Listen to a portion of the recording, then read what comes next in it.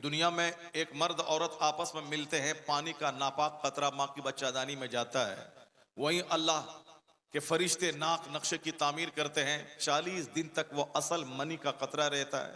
अगले 40 डेज में वो लोथड़ा बनता है।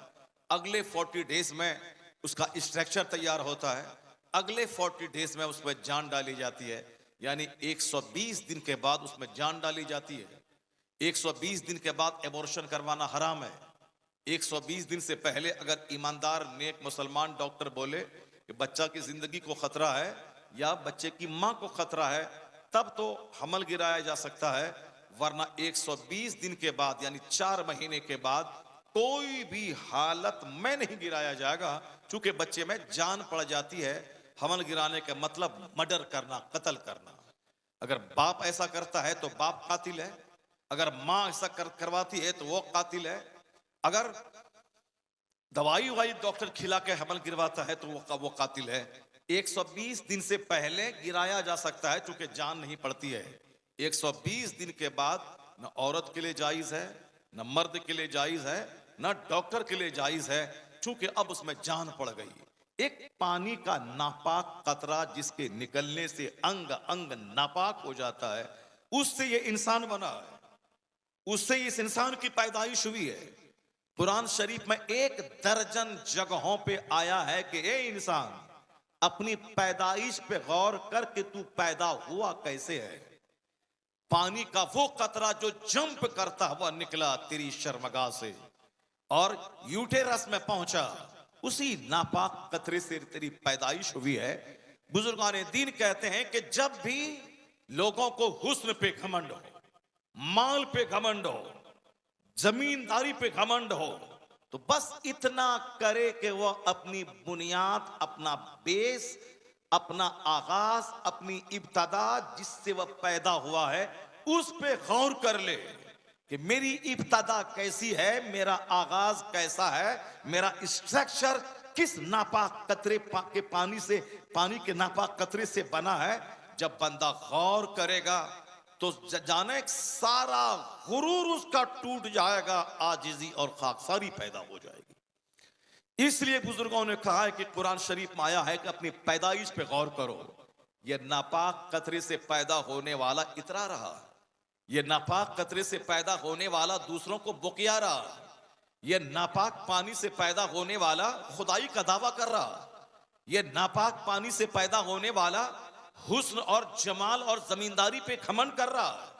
1 दर्जन जगहों पे कुरान में है, मैंने तुझको बजती हुई मिट्टी से पैदा किया, बदबूदार गारे से पैदा किया। जैसे मिट्टी को गोंद कर आदमी छोड़ देता है तो उसे बदबू आने लगती है, उसी तरह इस इंसान के बारे में आया है कि तुम्हें बदबूदार गारे से पैदा किया, जलील कतरे आप से पैदा किया, बजती हुई मिट्टी से पैदा किया। यानी कितनी जगहों पे आया है ये इंसान झगड़ालू इसीलिए है, ये बदबूदार गारे से पैदा हुआ है। तो अब हमारी औकात को याद दिलाने के लिए अल्लाह ने इस तरह की बातें की हैं कि मेरी जमीन, मेरा आसमान, मेरी हवा, मेरा पानी, सारी नेमतें हमारी हैं। इस नेमतों के खा के जब दिमाग में शैतानत आए तो याद कर लेना कि तेरी बुनियाद कैसी है, तेरा आगाज कैसा है। और जो खुदा पानी के एक कतरे से तुझे ऐसा अजूबा इंसान बना सकता है, वही खुदा तुम्हें कब्र में सड़ने के बाद जो एक हड्डी में एक एलिमेंट जौहर होता है, जो मादा कभी नहीं मरता है, न आग उसको जला सकती है, न पानी उसको सड़ा सकता है, वह जो जौहर है, जो बीज है, वह बीज सलामत रहता है। फिर उसी बीज से दोबारा इस इंसान को जिंदा किया जाता है। क़यामत के दिन जो अल्लाह पानी की बूंद से पैदा किया, वही अल्लाह दोबारा जिंदा करके हिसाब लेने पे कादिर है। जहां 40 मुसलमान होते हैं वहां जरूर एक अल्लाह वाला होता है, और उस एक अल्लाह वाले की दुआ की बरकत से बेशुमार मुश्किलात बंदों के हल होते हैं। ये जलसा इसलिए नहीं होता है कि सिर्फ यहाँ आके बैठ के नात सुने और चंदा करके मस्जिद की तामीर करें। जलसा इसलिए होता है कि 2-4 घंटे नेक लोगों की सोहबतों में गुजार दिए जाए, नेक लोगों का चेहरा देखा जाए, उनकी बातें सुनी जाए। और जिस तरह बारिश का पानी लोहे को जंग आलूद कर देता है, उसी तरह दुनिया की याद बंदों के सीनों को जंग आलूद कर देता है। दिल में जब जंग लग जाता है तो बंदे के सीने में घमंड पैदा होता है। जब दिल में जंग लग जाता है तो गंदों का चेहरा अच्छा लगता है, अपनों का चेहरा अच्छा नहीं लगता। दिल में जब जंग लग जाता है तो अपनी माँ अच्छी नहीं लगती, दूसरों की बीवी अच्छी लगती है। जब दिल में जंग लग जाता है तो अपने बाप का चेहरा देखने के बाद गुस्सा आता है और गैर लोगों से घंटों तक बात करने में मजा आता है। जब दिल सख्त हो जाता है तो बाहर मुस्कुराने वाला अपने घर में आने के बाद तेवरी चढ़ा लेता है, गुस्से में आ जाता है। अपनी बीवी अपने बच्चे अच्छे नहीं लगते हैं उसको, गैरों से दोस्ती अच्छी लगती है। जब दिल सख्त हो जाता है तो जलसे में बैठकर दीन की बात सुनना अच्छा नहीं लगता। गान की सभा में जाके गाना सुनने में मजा आता है, सर्कस देखने में मजा आता है। जब दिलों को जंग लग जाए तो क्या करना चाहिए? अकाल इस्लाम फरमाते हैं, इन्नल कुलूब तस्दा कमा यस्दउल माउल हदीद। बेशक दिलों को भी जंग लग जाता है, जैसे पानी लोहे में लगे तो लोहे में जंग लग जाता है। सहाबा ने पूछा, सरकार वो जंग साफ कैसे होगा? लोहे में जंग लगता है तो उसको आग में डाला जाता है, तब आग उसके जंग को साफ कर देती है। आका अलैहिस्सलाम ने इरशाद फरमाया, कुरान पाक की तिलावत और खूब कसरत से मौत को याद करने से सीने का जंग साफ हो जाता है। मौत को याद करने से सीने का जंग साफ होता है और दुनिया को याद करने से सीना सख्त हो जाता है। और आजकल हालात क्या हैं समाज के सबको मालूम है। तो अब हम लोग यहां बैठे हैं ताकि उस जंग आलूद सीने का इलाज करें। हम लोग इस जलसे में बैठे हैं ताकि सीने का घमंड मिटा के वहां आजिज़ी और खाकसारी पैदा करें, ताकि बुरों का चेहरा देख देख कर जो बुराई की आदत लगी है उस आदत से सच्ची तौबा की तौफीक मिल जाए। इसलिए जलसा होता है, वरना नहीं तो अल्लाह तबारक व तआला को बंदों को सजा देना खूब आता है। आए दिन कसरत से मौतें हो रही हैं। नौजवान लड़के की लाश बिल्कुल हजारों टुकड़े में बदल रही है। लोग हवाई जहाज से, ट्रेन से, बसों के जरिया, बाइक से खतरनाक एक्सीडेंट करता है, उसकी लाश के हजारों टुकड़े हो जाते हैं। उसका अंजाम देखने के बाद भी दूसरे लोग संभलते नहीं हैं। ये बंदा शराब पी के गाड़ी चला रहा था और एक्सीडेंट किया, इनकी लाश के हजारों टुकड़े हो गए। तो अब हमको क्या करना चाहिए? अक्लमंद रहेगा तब न नसीहत हासिल करेगा। कुरान कहता है, वमा यज़क्करु इल्ला उलुल अलबाब। नसीहत नहीं कबूल करते मगर अक्ल वाले। फ़अतबिरू या उलिल अबसार। इबरत हासिल करो ए आंख वालो, ए अक्लमंदो। जिसके पास अक्ल होती है वही दूसरों को देखकर नसीहत हासिल करता है। और आया है किताब में कि अस्सईद मव्वुइज़ लिगैरी।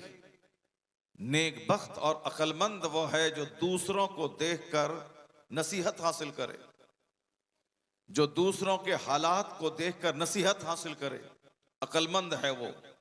और क़यामत की निशानी है कि आखिर ज़माने में लोगों की अक्लें छीन ली जाएंगी।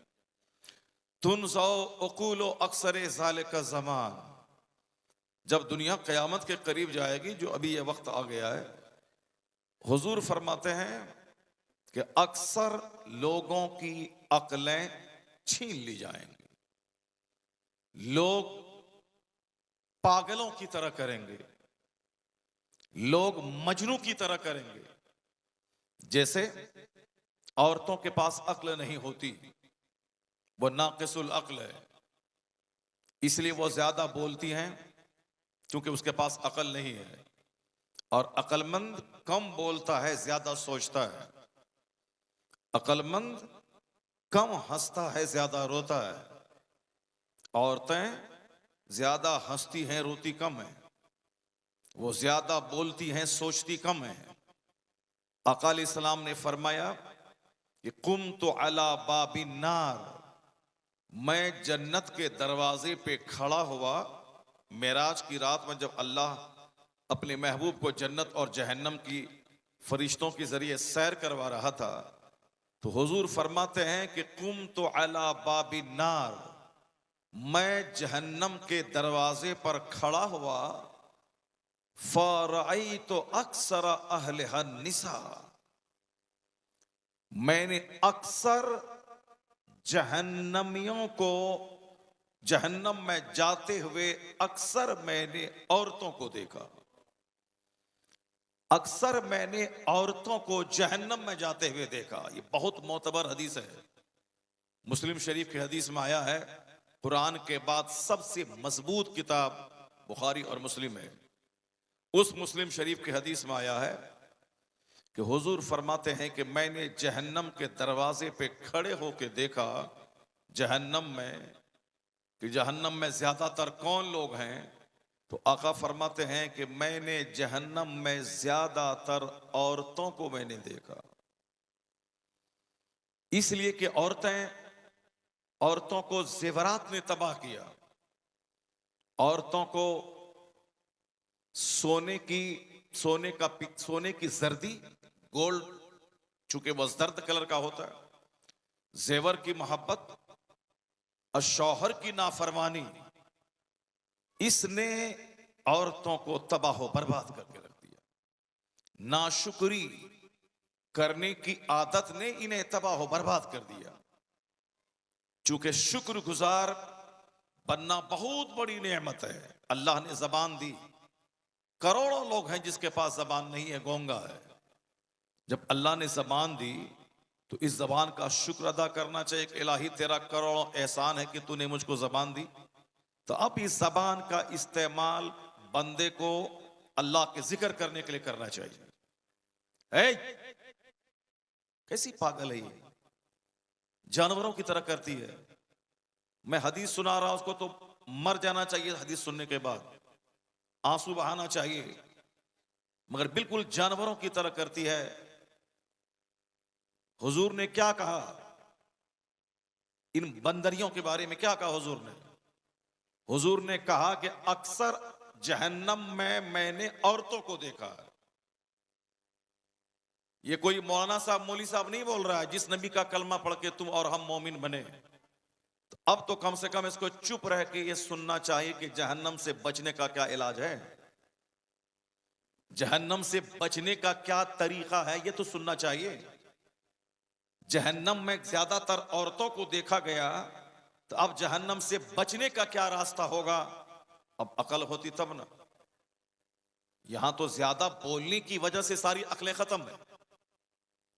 और आजकल औरतों से ज्यादा बदतर हमारे वो जाहिल लड़के कर रहे हैं जो काफिर इसको काटने को तैयार है, इसकी लाश को सड़ाने के लिए तैयार है, इसको गाजर मूली की तरह काट के जमीन में दफन करने के लिए तैयार है। उसके बावजूद ये उसी काफिर की नकल कर रहा, जानवरों की तरह बातें कर रहा। मैं कहता हूं जानवर, अगर कोई हिंदू तुम्हारे सामने खड़ा हो कि तुम्हारे जलसे के सामने एक मौलवी कुरान हदीस सुना रहा है और कोई हिंदू वहां अगर बातें करता तो दंगा और फसाद हो जाता। लेकिन एक मुसलमान का बच्चा वो खड़ा होकर के वो अपनी बातें कर रहा है।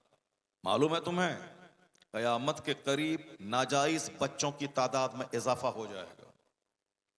लोग अपनी बीवी को तलाक देने के बाद उसको रख लेंगे समाज की बेइज्जती के डर से, और वो दोनों चूंकि मियां बीवी समाज के नजर में नहीं मियां बीवी हैं, अल्लाह के नजदीक वो दोनों का निकाह खत्म है। अब जितने बच्चे पैदा होंगे सारे बच्चे वलदुल ज़िना वलदुल हराम, और वलदुल ज़िना वलदुल हराम की पहचान है कि उससे अदब खत्म हो जाएगा, डिसिप्लिन खत्म हो जाएगा, मस्जिद का अदब ना रहे, मदरसे का अदब ना रहे, माँ बाप का अदब ना रहे, दीनी महफिल का अदब ना रहे, आलिम का अदब ना रहे, तो समझ जाओ कि जरूर कहीं ना कहीं कुछ गड़बड़ है।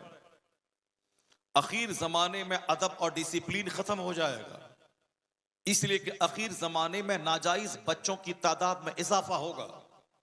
लोग कसरत से जिना करेंगे। जब औरतें हामिला होंगी तो बच्चों को हॉस्पिटल से बाहर फेंक देंगी, उस बच्चे को उठा के दूसरा लेके पालेगा। अब वो नाजायज बच्चा जब समाज का लीडर बनेगा तो समझ लें कि समाज में क्या गजब ढाएगा। वही नाजायज बच्चा जब समाज का मालदार बनेगा तो समझ जाए कि क्या गजब ढाएगा। वही वलदुल ज़िना जब समाज में चंद दौलत कमा लेगा तो मस्जिद मदरसा खानका जलसे का क्या हाल करेगा, आप समझ सकते हैं। चूंकि जो हलाल नुत्फे से पैदा होता है उसमें जरूर अदब का कोई न कोई हिस्सा रहता है। इमाम आजम अबू हनीफा रदी अल्लाह तआला अन्हु एक बार रास्ते से गुजर रहे थे, सामने चंद बच्चे गेंद खेल रहे थे और वह गेंद इमाम आजम के सामने पहुंच गया। जरा गौर से सुनो, वह गेंद इमाम आजम के सामने आ गया तो बहुत सारे बच्चे शर्म और हया के मारे सटपटा गए कि गेंद इमाम साहब के सामने चला गया।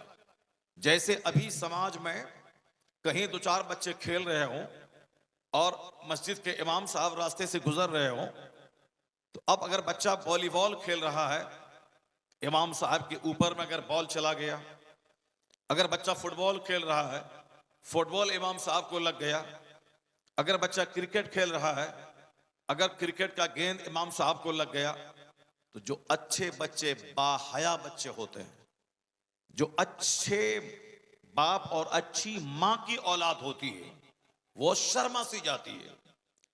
वो बच्चे शर्मा जाते हैं और माफी के तलबगार होते हैं कि हुजूर मुझसे गलती हो गई, कहीं कोई तकलीफ तो ना हुई। बच्चे इस तरफ उधर हो जाते हैं। लेकिन जो ठेठ और दिलेर किस्म का बच्चा होता है उसको कोई मलाल नहीं होता कि इमाम साहब को लगा कि उसको लगा, बोलता अरे चलो रे। यह इस बात की दलील है कि उसके नुत्फे में खराबी है, या बेअदबी इस बात की दलील है कि उसके नुत्फे में खराबी है।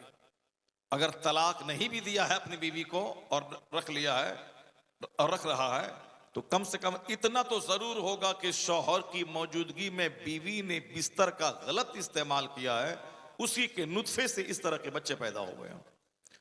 इमाम आजम अबू हनीफा रदी अल्लाह तआला अन्हु खड़े हैं, गेंद बच्चा खेल रहा है, वो गेंद आपके सामने कौन? इमाम आजम। हमारे और आपके जैसे 100 करोड़ लोग जिसका फॉलोवर है, नमाज रोजे हज्जो ज़कात कानून की अदायगी में जिसके नियम का पालन करते हैं, उसको हनफी बोला जाता है।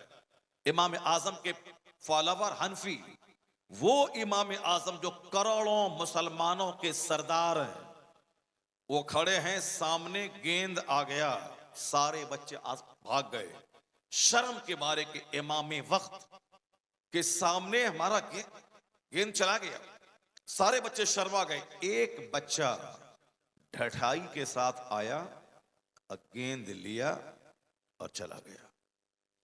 इमाम आजम रदी अल्लाह तआला अन्हु फरमाते हैं, ऐसा लगता है कि इसकी बुनियाद में खता है। और जब पता लगाया गया तो पता चला कि वाकई वो बच्चा सही नहीं था। आज अदब और डिसिप्लिन खत्म हो जाने की वजह से हालात इतने खस्ता हो गए गाना सुनने में अच्छा लगता है, कुरान सुनने में अच्छा नहीं लगता है। बाजू में कोई हिंदू तुम्हारी तकरीर सुनने के लिए आया, कोई राजपूत ब्राह्मण आया, कोई होगा इक्का दुक्का नेता वेता कोई आ गया होगा, खड़ा होगा, अलग बात है। लेकिन तुम्हारी मजलिस में जितने लोग हैं सब के सब मुसलमान हैं। कोई हिंदू घराने की औरत यहां नहीं आई है, कोई काफिर घराने का कोई बच्चा यहां नहीं आया है। लेकिन उनके दीपावली के मौके पे जब गान और सर्कस और नाटंगी होता है, वह लोग रहते हैं 25, मुसलमान रहते हैं 75। वह मुसलमान रहते हैं 75। काफिरों के मेले की शान बढ़ाना, इस नीयत से कि उनके मेले की हैसियत है, शान बढ़े, वो काफिर हो जाएगा। काफिर के मेले की शान बढ़ाने के लिए जो उनके पास जाए, काफिर हो जाएगा, उसका ईमान खत्म हो जाएगा। यह सिर्फ टीका सर में लगाया ही है, कुछ बोला नहीं है। अगर टीका लगाया तो काफिर हो जाएगा बंदा। इसलिए सोच समझ के बोलना चाहिए कि मैं क्या बोलूं क्या नहीं बोलूं। मुसलमान आजाद नहीं है कि जो मन में आया सो बोल दिया, जो मन में आया सो बक दिया कि नहीं नहीं रोजा वो रखेगा जिसके पास खाने पीने को नहीं है। ऐसा नहीं। अगर बोल दिया कि जिसके पास खाना पीना नहीं है, खाना नहीं है, दाना नहीं है, उसके वो रोजा रखेगा, तो हमारे पास तो है, मेरे घर में बासमती चावल है, 100 कुंटल चावल है, हम क्यों रखें, वह शख्स काफिर हो जाएगा। जो बोले कि नमाज पढ़ना जरूरी नहीं है, वह काफिर हो जाएगा। जो बोले हज करना जरूरी नहीं है, वह काफिर हो जाएगा। क्यों मालूम है? इसीलिए कि फर्जियत का इनकार करना कुफ्र है। अब समाज के वह गोंडे, वह लफंगे, वह लुच्चे जो बगैर समझे बुझे इस तरह की जुमले बोलते हैं, वो कहां पहुंच जाते हैं। उसके नुत्फे में किसका कौन सा नुत्फा काम कर रहा है उसकी खमीर में। अब जरा सुनिए गौर से, मैं एक हदीस सुनाता हूं, बुखारी शरीफ की सबसे पहली बड़ी हदीस, जिस हदीस पाक को हदीस जिब्रील कहते हैं। जिस तरह कुरान शरीफ में सूरह फातिहा है, सूरह फातिहा को उम्मुल कुरान बोला जाता है। सूरह फातिहा का नाम सूरह काफिया, वाफिया, शाफिया, 1 दर्जन से ज्यादा उसके नाम है। इसलिए कि कुरान की सबसे बड़ी फजीलत वाली सूरत का नाम सूरह फातिहा है। हर नमाज में कुरान की 114 सूरतों में से कोई और सूरत का खास तौर पर पढ़ना वाजिब नहीं है, लेकिन सूरह फातिहा का पढ़ना नमाज में ये वाजिब है। इसके बगैर नमाज नहीं होगी। बाकी दूसरी सूरत चाहे कोई भी पढ़े, मगर पहली सूरत फातिहा पढ़नी है। सूरह फातिहा का मतलब कुरान पाक की जान, उम्मुल कुरान, पूरा कुरान उसमें है सूरह फातिहा में। उसी तरह से सूरह फातिहा को उम्मुल कुरान कहा जाता है। तो हदीस पाक में एक हदीस है, हदीस जिब्रील, जिसको उम्मुल अहादीस कहा जाता है। यानी वह हदीसों की जान है, वो असल हदीस है। तो अब जरा मैं सुनाता हूं कि वो हदीस पाक है क्या, जो तमाम हदीसों की जान है, जिसे हदीस जिब्रील कहते हैं, जो एक जामे हदीस है। मैं बताऊंगा कि हुजूर ने कहा कि जहन्नम में सबसे ज्यादा औरतें हैं, तो अब औरत जन्नत कैसे जाएगी वो तरीका मैं बताऊंगा जो हुजूर ने बताया है। आका अलैहिस्सलाम ने जो कहा है कि ए औरतों, तुम जहन्नम से बचने के लिए एक तदबीर करो ताकि तुम जहन्नम में जाने से बच जाओ। जहन्नम का मतलब ये नहीं हुआ कि 10 साल 20 साल खाने पीने की तकलीफ। जहन्नम का मतलब हुआ कि दुनिया में 100 साल अगर कोई रेशम का कपड़ा पहनता रहा और सोने के घर में आराम करता रहा, रोजाना सुबह शाम बिरयानी खाता रहा, शहद चाटता रहा, दूध पीता रहा, रोजाना फल फ्रूट्स खाता रहा, एक दिन नहीं 100 साल तक जहन्नम में सिर्फ एक होता आग में लगाया जाएगा काफिर को। उसके बाद उससे पूछा जाएगा, ये बता दे क्या दुनिया में तुझको कोई आराम मिला कभी? वो बंदा बोलेगा, दुनिया में कभी भी मुझको आराम नहीं मिला। यानी 1 सेकंड जहन्नम में जब जलाया जाएगा तो दुनिया के 100 साल की सारी बिरयानी, सारा मटन, सारा ड्राई फ्रूट, सारा आम, सारा दूध, मछली, गोश्त और आराम से रेशम पहनना, गद्दे पे सोना, 50 मंजिला मकान में रहना, सारी नेमतों को बंदा 1 मिनट में भूल जाएगा, सिर्फ जब जहन्नम में एक गोता उसको लगाया जाएगा। सारी राहतें भूल जाएगा। अदना दर्जे के जहन्नमी को सिर्फ आग के 2 जूते पहनाए जाएंगे, उसकी गर्मी से ऐसा सर खोलेगा जैसे कढ़ाई में कोई तेल हो आग पर और वह तेल खोल रहा हो। यह सबसे अदना अजाब होगा जहन्नम का। जब अदना अजाब ये होगा तो सबसे बड़ा अजाब कैसा होगा बंदा सोच सकता है, तस्वुर कर सकता है। क्योंकि आखिर जमाने में अक्लमंद लोग दुनिया से खत्म हो जाएंगे, बेवकूफ लोगों की टीम रह जाएगी। आज मैं पंडवा शरीफ जाते हुए एक बेवकूफ को देखा जो बुरी तरह स्पीड में गाड़ी चला रहा था। अब अगर वो एक्सीडेंट करके उनकी लाश के हजारों टुकड़े हो जाए तो किसका कसूर है? जबकि वो आए दिन अखबार में पढ़ता है इस रोड की तामीर के जमाने में कसरत से एक्सीडेंट हो रहे हैं। मैंने कल आपको बताया कि एक ही परिवार के 10 लोग शादी की मार्केटिंग करके लौट रहे थे, सारे के सारे मर गए। फिर भी लोगों का सीना नहीं हिलता है कि मैं शराब पी के गाड़ी नहीं चलाऊं। अक्लमंद रहेगा तब ना। हुजूर ने कहा आखिर जमाने में लोगों की अक्लें छीन ली जाएं, लोग पागल की तरह करेंगे। मैंने अपनी आंखों से इमामत के जमाने में देखा, मस्जिद के सामने एक आदमी का घर था, वो मुसलमानों से दोस्ती नहीं करता था, उसकी सारी दोस्ती काफिरों से थी।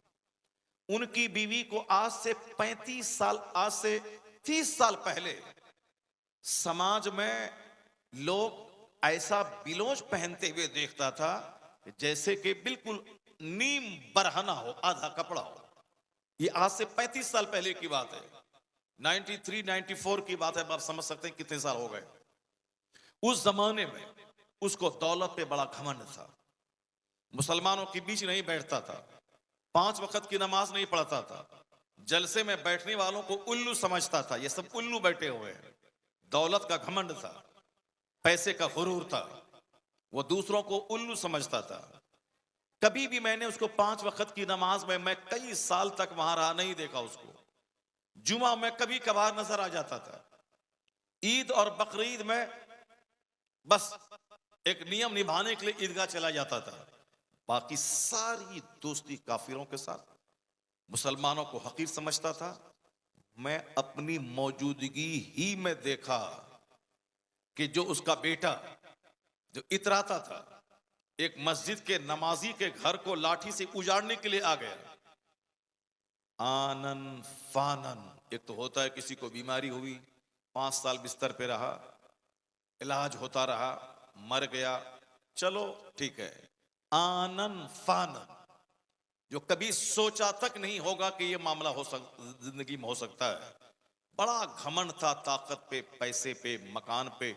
नमाजी चूंकि अक्सर गरीब थे, उन गरीबों का मजाक उड़ाते थे, जलसा जुलूस का मजाक उड़ाते थे। बच्चा उसका रीढ़ की हड्डी में दर्द हुआ, हॉस्पिटल ले गया, डॉक्टर ने इलाज किया, पता चला कि कैंसर है।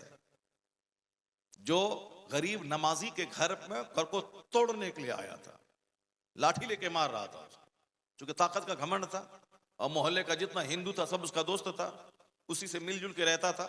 ईद बकरीद हर त्योहार में उसी के साथ खाना पीना, उनको तोहफा भेजना।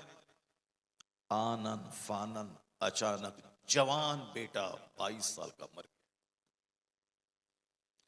उसके बाद इस कदर कारोबार उसका डाउन हुआ, जब कब्रिस्तान की 4 दीवारी का चंदा होने लगा तो लोगों ने उनका नाम लेके कहा कि उनसे चंदा न लिया जाए, उनकी हालत खराब है। जो समाज का रईस कहलाता था, जो समाज का मालदार कहलाता था, ये मेरी आंखों की देखी, मेरे सामने की ये बातें। अक्लमंद रहे तब ना बंदा कुरान सुने, अक्लमंद रहे बंदा तब ना हदीस सुने, अक्लमंद रहे तब ना अक्लमंदों के पास बैठे। यहां तो लोग गधों की तरह कर रहा है। ये जोकर कहीं मर जाए, पिस जाए, टुकड़े हो जाए, एहसास तक नहीं कि मैं क्यों पैदा हुआ हूं, मैं मुझको मरने के बाद कहां जाना है। वो तो काफिर है जिसको कहता है मरने के बाद कुछ नहीं होता, या मरने के बाद बंदर हो जाता है आदमी, या कई जन्म में पैदा होगा, बंदर बंदर पैदा होगा, कुत्ता पैदा होगा। वो ट्रांसफॉर्मेशन का अकीदा काफिरों का है। हमारा अकीदा यही है कि मरने के बाद दोबारा बंदा जन्म नहीं लेगा दुनिया में। मरने के बाद अल्लाह कयामत के दिन जिंदा करके उसकी जिंदगी का सारा हिसाब उससे लेगा। हदीस में आया है, ला तजूल कदमा अब्दिन हत्ता युसअल अन अर्बईन। जरा गौर से सुनिएगा, आका फरमाते हैं कि कयामत के दिन जब अल्लाह बंदों को दोबारा जिंदा करेगा, और दोबारा जिंदा करना अल्लाह के लिए मुश्किल काम नहीं है। बकरा, उसमें मुर्दों को जिंदा करने की ही बात है। गांव समाज का एक मालदार आदमी था, उसका चचेरा भाई उसकी दौलत को हड़पने के लिए उसको मौका पाके कत्ल कर दिया, और कत्ल करके समाज के दूसरे आदमी के दरवाजे पे लाश को रख दिया। और सुबह सबसे पहले जाके बोला, ए समाज वालों, इस आदमी ने मेरे चचाजाद भाई को कत्ल कर दिया है, मेरे चचेरे भाई को कत्ल कर दिया है। कातिल ही चिल्ला रहा है। वो कातिल अपने चचेरे भाई की दौलत को हड़पने के लिए उसने उसको दूसरे के दरवाजे पे लाश को दिया, और सुबह सवेरे आके चिल्लाना शुरू किया कि देखिए इस शख्स ने मेरे चचेरे भाई को कत्ल कर दिया, उसका खून बहा चाहिए, उसका बदला चाहिए, उसका बदला चाहिए। वो बोला, अरे मैंने कत्ल नहीं किया। कहा नहीं, तुम्हारे दरवाजे पे लाश मिली है। ये सूरे बकरा, अलीफ लाम मीम ज़ालिकल किताबुल ला रैब फीह, कुरान की सबसे बड़ी सूरत। बकरा के माने होता है गाय। अब वो सूरत का नाम क्यों पड़ा, उसी का एक पैराग्राफ में सुनाता हूं। वो सबसे बड़ी सूरत, हजारों अवामिर, हजारों नवाही, हजारों आदेश, हजारों बुरी बातों से रोकने के पैगामात हैं। मगर बकरा नाम क्यों पड़ा उस सूरत का, उसी पैराग्राफ को मैं बता रहा हूं। तो उस मालदार के भाई ने उसको ज़बह किया, अब फिर उसको दूसरे के दरवाजे पर रख दिया, और सुबह सुबह चिल्लाने लगा कि इसने हमारे भाई को कत्ल किया है। वो बंदा चौंक गया कि मैंने कत्ल नहीं किया है, अब ये हम पर कत्ल का इल्जाम रख रहा है, कैसे क्या होगा। कहा मैंने तो कत्ल नहीं किया है भाई, तो अब क्या होगा। सारे लोग मिलके जनाबे मूसा अलैहिस्सलाम के पास आए, जो जलीलुल कद्र पैगंबर है, जिसके बारे में आप सुने होंगे कि 1,24,000 अंबिया कराम बंदों की हिदायत के लिए अल्लाह ने भेजा। उसमें से 313 रसूल हैं, उसमें से 5 सबसे बड़े उलुल अज़्म साहिब अजीमत रसूल हैं। उसमें एक नाम जनाबी मूसा अलैहिस्सलाम का है। जनाबी मूसा अलैहिस्सलाम के पीरियड में उसकी उम्मत में एक कहानी हुई। लोग मूसा अलैहिस्सलाम के पास आ गए, कहा क्या मामला है। कहा हुजूर ये हमारे चचेरे भाई का कातिल है। वो बोला कि हमने कत्ल नहीं किया है, तो अब क्या फैसला होगा। जनाब मूसा अलैहिस्सलाम ने कहा कि ऐसा करो, एक गाय ज़बह करो।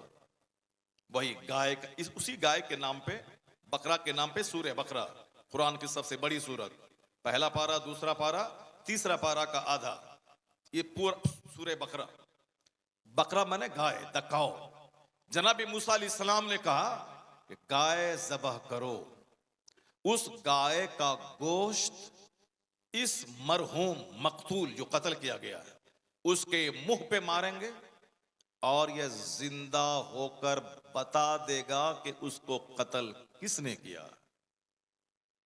जोर से बोलो सुभान अल्लाह, हाथ उठा के बोलो ला इलाहा इल्लल्लाह। सारे लोग गौर से सुने, जिंदगी संवारने की बातें हो रही हैं, सीने का जंग साफ करने की बातें हो रही हैं। यह गान नहीं है, यह कव्वाली की महफिल नहीं है। कव्वाली जिसमें हारमोनियम तबला बाजा हो, वो कव्वाली सुनना हराम है। और अगर औरत कव्वाली गा रही है तो उसका देखना आंख का ज़िना है। जितने मर्द बैठकर उसकी कव्वाली सुनेंगे, रात भर उसकी आंख ज़िना करती रहेगी, चूंकि ना महरम को देखना यह आंख का ज़िना है। यहां फ्री में बुलाया जाता है कि आके 2 घंटा बैठ के कुरान सुनो, तो कोई आने वाला नहीं, और वहां पैसा दे के जिना करने जा रहा है। सिनेमा हॉल में 3 घंटे बंदा बैठकर वो अधनंगी औरतों को देखता है, यह आंख का जिना है। 100 रुपए फीस दे के 3 घंटे तक आंख का ज़िना करवाता रहा। कहां चली गई अकल? कल मर गया, अब खरबों साल की आग में जलने के लिए पहुंच गया। इसीलिए अल्लाह ने मौत को छुपा के रखा है ताकि आदमी का जीना मुश्किल ना हो जाए। और किसी भी वक्त में सडन डेथ आदमी के गुरूर को तोड़ के रख देता है।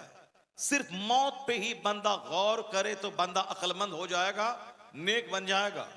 मगर अक्लमंद रहेगा तब न वह गौर करेगा, अक्लमंद रहेगा तब न वह गौर करेगा। यहां तो नाच और गाना अच्छा लगता है, यहां तो साहब कॉमेडी अच्छी लगती है, यहां तो साहब झूठ अच्छा लगता है। जो कुरान शरीफ सुनने में दिल ना लगे, समझ जाए, कभी भी उसका खात्मा खराब हो सकता है। हज फर्ज होने के बाद जो डिले करता है, लेट करता है, हदीस में आया है मुमकिन है कि वह या यहूदी होके मर जाए या नसरानी होके मर जाए। बस अपनी मनमानी नहीं चलेगी, बल्कि दुनिया अल्लाह की है, अल्लाह ने बनाया है, इसीलिए अल्लाह की चलता है। जब बंदा खूब पाप करता है तो थोड़ा सा घमंड सारे गांव को जमीन में धंसा देता है। थोड़ा सा एक अजाब अल्लाह का सारे गांव को जमीन में धंसा देता है। इस अक्लमंद हमेशा फूंक फूंक के कदम रखता है, अक्लमंद हमेशा मौत से डरता रहता है। अभी मैं सो रहा हूं, सुबह उठूंगा या नहीं उठूंगा, तो अब मेरा कल क्या होगा मरने के बाद। बेवकूफ बोलता चलो जो होगा देखा जाएगा, चलाओ गाड़ी स्पीड में होगा देखा जाएगा, पियो शराब जो होगा देखा जाएगा, लड़ाई हुई है मारो जो होगा देखा जाएगा, सारी जमीन बिकेगी बिकेगी, मारो जो होगा देखा जाएगा। गुस्से में तो मार दिया, उसके बाद जब केस होने लगा पुलिस के सामने गिरिया रहा है, सामने वाले को कह रहा है कि हमको तुम माफ कर दो। जब बोला था पहले कि साहब जो होगा देखा जाएगा, जमीन बेच देंगे, केस लड़ेंगे, मारो उसको, अगर उस वक्त सब्र कर लिया होता तो जेल से भी बच गया होता, जमीन भी बच गई होती। लेकिन कंट्रोल से बाहर हुआ, सामने वाले को मारा ऐसी लाठी के सर फट गया, मर गया। अब सारी जिंदगी जेल में सड़ा, सारी प्रॉपर्टी उसकी नीलाम हो गई। अब एक लम्हे का गुस्सा उसकी नस्लों को तबाह बर्बाद कर देता है। बोले में लगता है जो होगा जो खा, चलो जो होगा देखा जाएगा, मरने के बाद जो होगा देखा जाएगा। दुनिया में पांव में चुभता है कांटा, अब वो ले लेता है कैंसर का रूप। उसके बाद ये रोता है, 50 दरगाहों पे जाता है, कुछ नहीं होने वाला है। बंबई में तकरीर करने गया, एक आदमी को फुटबॉल क्रिकेट का गेंद यहां लगा, 2-3 साल के बाद सड़ गया। वो ये दरगाह वो दरगाह, वारिस पाक यहाँ वहां अजमेर, दौड़ता रहा। एंड चढ़ती जवानी में, शादी भी नहीं हुई थी, बच्चा कॉलेज में पढ़ रहा था, क्रिकेट खेलने गया, सिर्फ उसका बॉल यहां लगा। कितने लोगों को बॉल लगता रहता है, लेकिन बॉल लगा, अंदर में जख्म हुआ। फिर क्या हुआ कि मैंने उस बच्चे से मुलाकात की, मेरे सामने आया था, उनके बड़े भाई ने कहा यही मेरा छोटा भाई है जिसको ऐसा हो गया है। अब ये दरगाह वो दरगाह, 1 साल के अंदर अंदर किस्सा तमाम हो गया और चले गए। तो इसका मतलब ये निकला कि जब आदमी किसी भी टाइम जा सकता है तो अक्लमंद हमेशा कदम फूंक फूंक के रहता है। मरने के बाद क्या होगा उसके लिए सोचता है। बेवकूफ बोलता जो होगा देखा जाएगा मरने के बाद। या कांटा चुभने के बाद कैंसर हुआ तो रात भर चिल्लाता है, हॉस्पिटल में जानवरों की तरह चीखता है। डॉक्टर बेहोशी का इंजेक्शन दिलवाते हैं कि सारा हॉस्पिटल बर्बाद हो जाएगा, सारे मरीज मर जाएंगे इसकी चीख को सुनकर। जो होगा देखा जाएगा। एक कांटा चुभा तो सारी औकात समझ में आ गई, बिस्तर पे पेशाब पखाना हो रहा है, और जहां आग के 2 खड़ावन पहना दिए जाएंगे वहां कैसे सहेगा बंदा।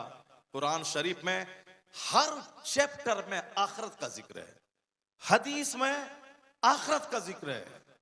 खाओ पढ़ो, इंजीनियर डॉक्टर बनो, कमाओ खाओ मर जाओ, उसके बाद क्या होगा। 25 साल पढ़े, 25 साल नौकरी किए, उसके बाद मरने के बाद क्या होगा। 30 साल तक बच्चा डॉक्टर बना, 30 साल क्लिनिक में बैठ के प्रैक्टिस किया, 70 साल 60 साल के बाद मर गया। अब वहां क्या होगा। दुनिया में 2 रोटी हासिल करने के लिए इतना प्रयास, इतनी मेहनतें, 12-12 15-15 घंटे पढ़ना, वही 2 रोटी खाने के लिए। मरने के बाद फिर क्या होगा। डॉक्टर साहब, इंजीनियर साहब, प्राइम मिनिस्टर साहब, चीफ मिनिस्टर साहब सब जाएंगे कहां, जहन्नम की आग में। इसलिए तो मैंने पढ़ा कल कुरान पाक की आयत कि सूरह बकरा जिसकी मैं बात करने जा रहा हूं, उसी सूरत में ये आयत है कि दुनिया की जिंदगी काफिरों के लिए सजा दी गई है और ये मुसलमानों को देखकर हंसते हैं। ज़ुय्यना लिल्लज़ीना कफरुल हयातुद दुनिया व यस्खरून मिनल लज़ीना आमनू। ये मुसलमानों को देखकर हंसते हैं। अल्लाह कहता वल्लज़ीना तक़ौ फ़ौक़हुम यौमल क़यामा। जो दुनिया में उनके हंसी मजाक का ख्याल नहीं किया, काफिरों के हंसने का, ये मुत्तकी रहा, गुनाह से बचता रहा, नेक काम करता रहा, अल्लाह से डरता रहा, तो अल्लाह कहता है ये दुनिया तो क्षण भर की है, वहां तुम ही गालिब आओगे इन काफिरों पे, तेरा ही मर्तबा इनसे ज्यादा बुलंद वहां होगा। इज्जत तुम्हारे लिए, जन्नत की राहतें तुम्हारे लिए। क्यों? तुम्हारे सब्र का बदला, तुम्हारे तकवा का बदला। तुम्हारी हंसी उड़ाई जा रही थी, तुमने सब्र किया। तुम्हारी गुर्बत का मजाक उड़ाया जा रहा था, तुमने सब्र किया। उस सब्र का इनाम जहां तक निगाह जाएगी वहां तक सोने चांदी का बना हुआ मकान, 70 हूरे सोने चांदी के मकान साहब, वहां हूरो खिलमान मोती की तरह चमकते हुए हजारों गुलाम, ये सारी राहतें तुम्हारे लिए है। बदला ईमान बचाने का, तकवा इख्तियार करने का। वहां जब देखेगा एक गरीब प्याज बेचने वाला मुसलमान जो ईमान बचा के रखा, नमाज बचा के रखा, जब जन्नत में जाएगा, जब उनके सामने प्रधानमंत्री, गृह मंत्री, चीफ मिनिस्टर, प्रेसिडेंट, अमेरिका का ट्रंप, जो बाइडेन, नेतन्याहू, ये सब दुनिया के बड़े बड़े लोग जब मुंह के बल घसीट कर जहन्नम में डाले जाएंगे, तब ये प्याज बेचने वाला, किराए के घर में रहने वाला, ये बोलेगा ए अल्लाह, तेरा करोड़ों एहसान है कि तूने मुझे दुनिया में ज्यादा दौलत नहीं दी, किराए के घर में मैं रहा। एहसान तेरा कि आज आखिरत की रुसवाई से तूने मुझे बचा लिया। वहां बोलेगा काश हम और करीब रहते दुनिया में, और खाने को तड़प गए होते, और हमारी बदन को कैंची से काट दिया गया होता, तो ताकि आज हमको और ज्यादा आराम मिला होता।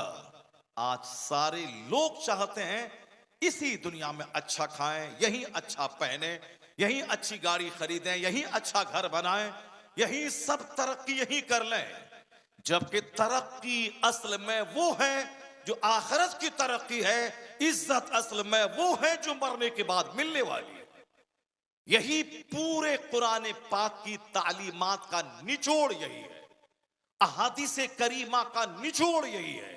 अब जरा गौर से सुनिए, जनाबी मूसा अलैहिस्सलाम ने कहा कि गाय ज़बह करो, उस गाय का गोश्त हम इस मुर्दा मकतूल जो कत्ल हुआ उस पे मारेंगे, वो जिंदा होके बताएगा कि किसने इसका कत्ल किया है। अब वह लोग कहने लगे कि गाय कैसी होगी, वह लोग फौरन चला जाता, गाय ज़बह, कोई भी एनीबडी गाय ज़बह कर देता और उसका गोश्त मूसा अलैहिस्सलाम मार देते, मुर्दा जिंदा होके कह देता कि फलां ने कत्ल किया है। लेकिन वह लोग ज्यादा सवाल करने लगा, पेचपाच करने लगा। है जानवर,